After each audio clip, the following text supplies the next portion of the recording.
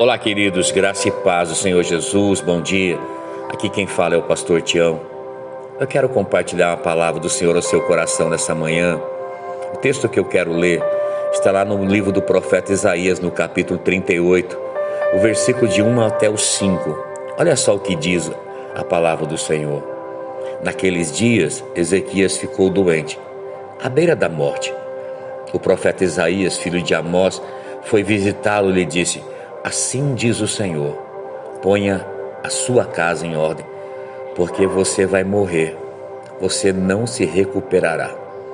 Ezequias virou o rosto para a parede e ele orou ao Senhor e disse: lembra-te, Senhor, de como tenho te servido, com fidelidade e com devoção sincera, e tenho feito o que tu aprovas. E Ezequias chorou amargamente.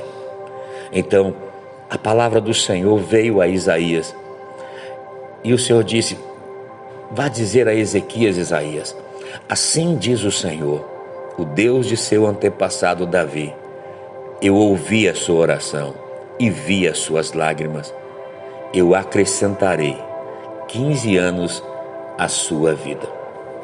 Uau!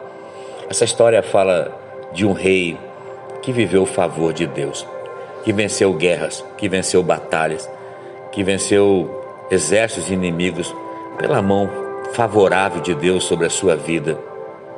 Ezequias, ele começou fazendo o que era certo, fazendo aquilo que agradava o coração de Deus.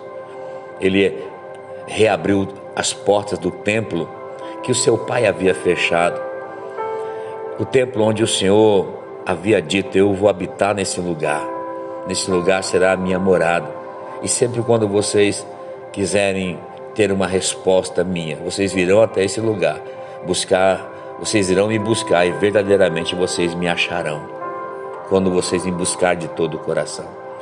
Ezequias reabriu essa porta do templo. Ezequias viveu coisas extraordinárias e maravilhosas com o Senhor, mas em um determinado momento Ezequias começou a desagradar o coração de Deus. Ezequias começou a andar segundo o seu curso, e esse é o grande problema, sabe, queridos? Eu falei um pouquinho ontem no nosso culto. Eu quero compartilhar algumas coisas.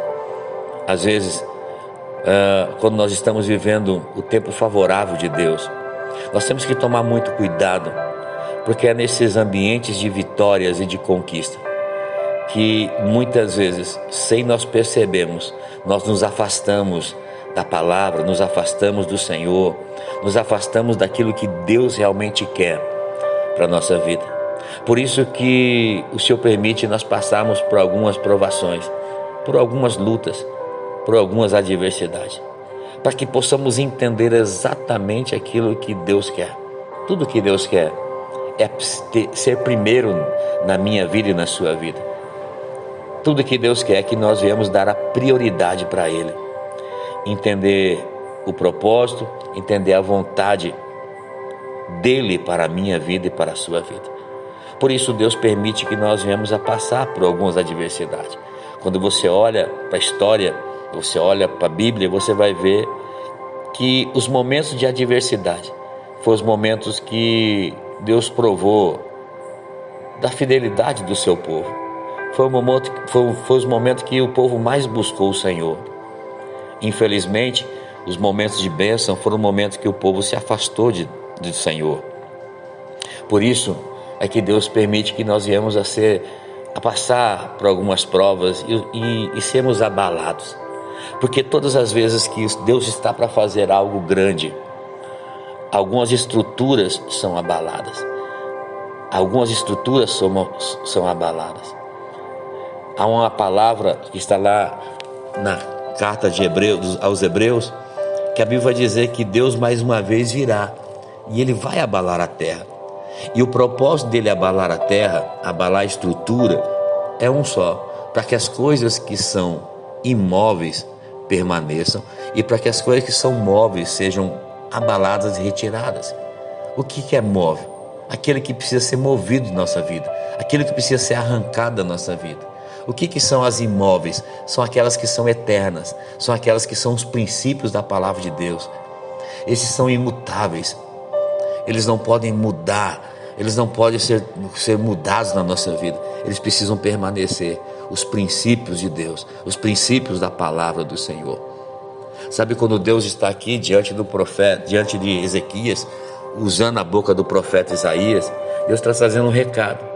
Isaías está doente e a Bíblia vai dizer que essa doença o leva à beira da sua morte. E o recado de Deus é o seguinte: Isaías, coloca a sua casa em ordem, porque você vai morrer. Você não vai se recuperar dessa doença. A Bíblia diz que Isaías, ele chora, ele coloca Ezequias, ele chora, ele coloca o seu rosto contra a parede, ele chora, e ele começa a declarar palavras do Senhor. A Bíblia diz que ele chora amargamente. É como se ele dissesse: Senhor, eu não estou pronto para morrer ainda. Senhor, me dá uma oportunidade para que eu possa colocar tudo em ordem. Senhor, ainda tem muita coisa que eu quero viver. Deus deu uma oportunidade para Ezequias. Deus acrescenta mais 15 anos na sua vida. Deixa eu dizer algo para você. Nós somos a geração que venceu a pandemia. Alguns passaram momentos difíceis, alguns foram internados, outros ficaram com sintomas fortes, outros não pegaram. Mas a verdade é que Deus te deu a oportunidade, te deu mais um fôlego de vida. Deus nos deu a oportunidade para nós vivermos mais um tempo nessa terra. E qual é o propósito que Deus fez isso? Por que Deus permitiu isso? Deus permitiu isso, querido, para que nós possamos viver aquilo que Ele quer que nós vivamos. Não mais segundo as nossas vontades, não segundo mais o nosso curso da nossa vida, não segundo mais o nosso eu, mas segundo a vontade dEle, aquilo que Ele tem para nós. Há um texto que o próprio Jesus diz: o que adianta o homem ganhar o mundo inteiro e perder a sua alma? Sabe, é exatamente isso que Deus está dizendo a Ezequias: coloca a sua casa em ordem. E Ezequias chora e Deus acrescenta mais 15 anos. Qual era o propósito de Deus para Ezequias nesses 15 anos? É que Ezequias colocasse a sua casa em ordem. Porém, o que você vai ver logo após, Deus dá essa oportunidade para Ezequias, é ele viver a sua própria vida, segundo o seu próprio curso e segundo a sua própria vontade. E isso trouxe consequências terríveis para Ezequias. Isso trouxe um tratamento muito pesado de Deus sobre a vida dele, ao ponto do Senhor chegar para ele e dizer: Ezequias, tudo aquilo que você conquistou, todos os bens, toda a riqueza, daquilo que está guardado, porque você não soube colocar em ordem a sua casa. Você não trouxe a sua casa junto com você. Você não organizou as coisas que deviam organizar. Você não fez o que Deus mandou. Será levado, será roubado, será tirado de você e vai ser tudo levado para a Babilônia. Meu Deus, essa casa fala da nossa casa espiritual.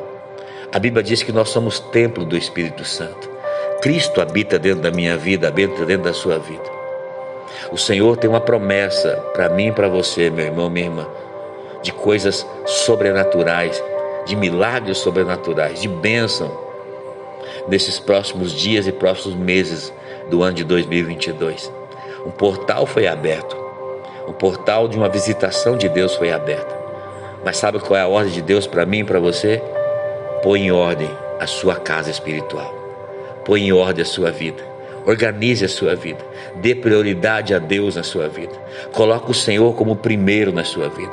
O Senhor precisa ser primeiro na sua vida em toda e qualquer situação, nas suas tomadas de decisões, nos seus conselhos, naquilo que você fala, naquilo que você vê, naquilo que você se relaciona, naquilo que você trabalha. Deus precisa ser primeiro, a vontade dele precisa ser primeiro em nós.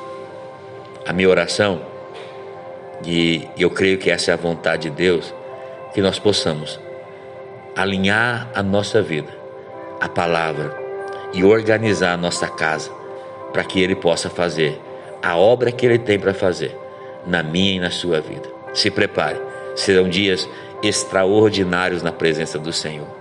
Mas não se esqueça, coloque a sua casa em ordem.